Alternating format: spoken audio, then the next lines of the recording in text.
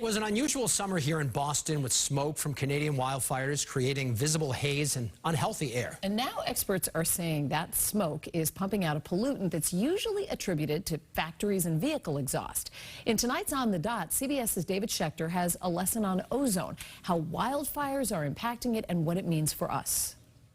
This year's wildfires made the country's air quality horrible. We've heard a lot about the large particles of toxic chemicals floating in the smoke, but it turns out those wildfires created another kind of pollution, ozone. Which we call the ozone layer. Not that ozone, we like that ozone. It's up in the atmosphere and it actually protects us from the sun. But when ozone forms at the ground level, it's a kind of pollution that can trigger asthma, especially in kids. So let's talk about the bad ozone that's down here. Most of the time it comes from a chemical reaction when the exhaust from our cars and factories gets baked by the sun. Hello. Can't hear you yet. That's Dan Jaffe, or at least it will be Dan Jaffe when we figure out how to use Zoom. Can you hear me now? We could do the whole interview like charades. It sounds like ozone.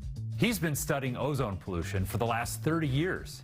And so ozone tends to be a summertime problem, and we associate it more with cities that get a lot of sunshine. And You talk about Los Angeles and places that have, smog. Is ozone smog? yes, ozone is the major ingredient in smog.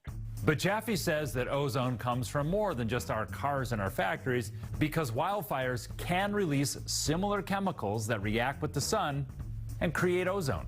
Here's how he knows. In 2020, during the pandemic, way fewer people were driving their cars.